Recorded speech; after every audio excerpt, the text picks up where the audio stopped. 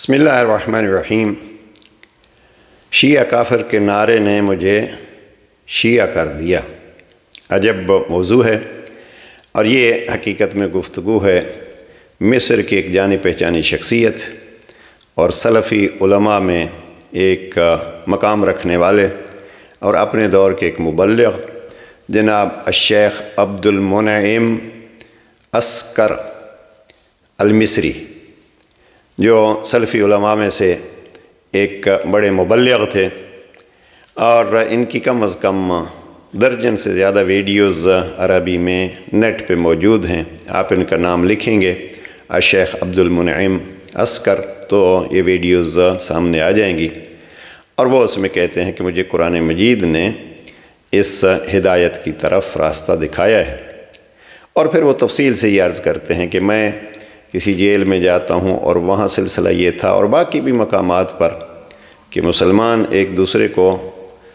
کافر قرار دے رہے ہیں اور سختی سے اس کی تردید کرتے ہیں کہ ایک ایسا شخص جو کلمہ گو ہے، شہادت لا الہ الا اللہ محمد الرسول اللہ کو پڑھتا ہے، اور پھر وہ اس قبلہ کی طرف رخ کر کے نماز پڑھتا ہے، ضروریات دین کا قائل ہے، تو آپ کس بیس پہ اس کو کافر کہتے ہیں؟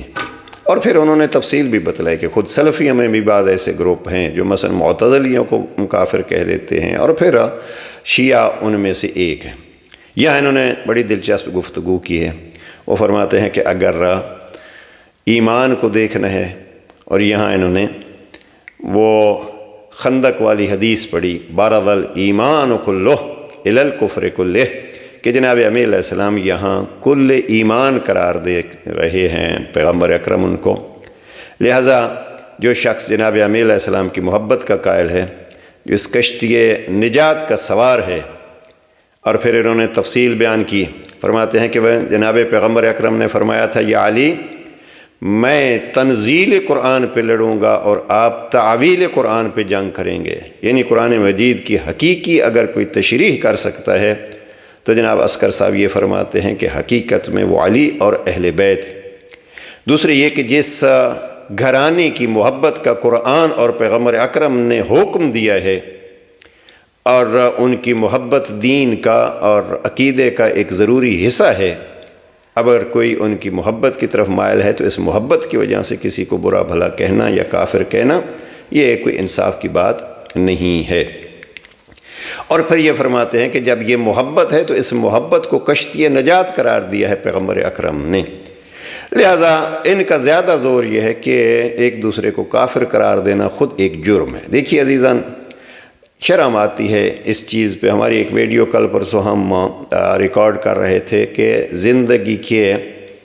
سکون میں صبر کا اثر کیا ہوتا ہے۔ اب ہمارے جوانوں کو اس دور میں ایسی چیزوں کی ضرورت ہے، تعلیمات اسلام کی ضرورت ہے، اور ہم لگے ہوئے ہیں فلاں کافر ہے اور فلاں کافر ہے، جن کو چاہیے تھا کہ وہ کافروں کو مسلمان بنائیں، وہ مسلمانوں کو کافر بنانے پہ لگے ہوئے ہیں، اور ہر طرف سے کوتاہیاں ہوتی ہیں۔ ہر کوئی جو کچھ اس کے سامنے آتا ہے گویا یہ زبان کنٹرول میں نہیں ہے، اور کسی کو کافر قرار دینا یا کسی کو لعن طعن کرنا اس کی کوئی اہمیت ہی گویا نہیں رہی۔ لہٰذا جناب عبد المنعم عسکر صاحب جو ہیں وہ اسی چیز سے متنفر ہوتے ہیں کہ یہ کافر بنانے کا بازار کیوں گرم ہے، اور اگر کافر بنانا ہے تو اس کا مبنی کیا ہے۔ اس حوالے سے دیکھیے کہ بعض اوقات بڑا افسوس ہوتا ہے، اب مثلا خصوصیت کے ساتھ شیعہ کافر کے نعرے مختلف اوقات میں لگتے رہے، ہم اس کو کوئی زیادہ اہمیت نہیں دیتے۔ ہمارے اساتذہ کرام پروردگار صحت سلامت عطا فرمائے، وہ اس اتحاد کے اور الحمدللہ قوم کی یکجہتی کے بہت بڑے داعی ہیں، لیکن وہ یہ کہتے ہیں کہ دیکھیے اگر دوسری طرف سے بھی آوازیں اٹھنے لگیں تو پھر مسلمان کون بچے گا؟ آپ شیعہ کو کافر کہیں گے اور شیعہ آپ کو مثلا کافر کہنے کے جو ہیں وہ عجیب عجیب یعنی بہتان الزامات، ہماری بہت ساری ویڈیوز اس پہ موجود ہیں کہ کچھ چیز ایسے ہوتے ہیں، ممکن ہے ایک شخص جو ہے وہ اپنے آپ کو وہابی کہے یا شیعہ کہے، اور پھر اس کا اپنا پرسنل عقیدہ ایسا ہو کہ کوئی مشرکانہ کام کر رہا ہو، تو اب اس کو بھی آپ سوچ کے کہیں گے کہ آیا یہ شخص جو ہے وہ مشرکانہ کام کر رہا ہے، تو ہم اس شخص کو تو مشرک کہہ سکتے ہیں اور کافر کہہ سکتے ہیں، لیکن یہ کہ آیا ہم ایک پورے نظریے کو اس بنا پہ کہہ سکتے ہیں یا نہیں، یہ کسی صورت میں بھی جائز نہیں ہے۔ اب یہاں جناب عسکر صاحب نے ایک بہت خوبصورت پہلو پیش کیا، اور نہج البلاغہ خط نمبر 53 سے انہوں نے جناب امیہ علیہ السلام کے ان کلمات کو پیش کیا کہ جب جناب مالک اشتر کو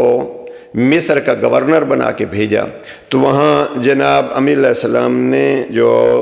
ایک تفصیلی خط لکھ کے دیا تھا کہ روش حکومت کیا ہونی چاہیے، یہ بھی پڑھنے کے قابل ہے، بالخصوص حکمرانوں کو اس کا مطالعہ کرنا چاہیے، اور مختلف علماء کرام ہم نے خود بھی اس خط کو مختلف طریقوں سے انگریزی میں اور اردو میں مختلف لوگوں تک پہنچایا ہے، بالخصوص اسمبلی اور سینٹ تک۔ تو وہاں جناب امیہ علیہ السلام نے کہا کہ کیسے آپ کو رعیت کے ساتھ برتاؤ کرنا ہے۔ مثلاً یہاں امام فرماتے ہیں وَعَشْعِرْ قَلْبَكَ الرَّحْمَةَ لِلرَّيِّ وَالْمَحَبَّةِ،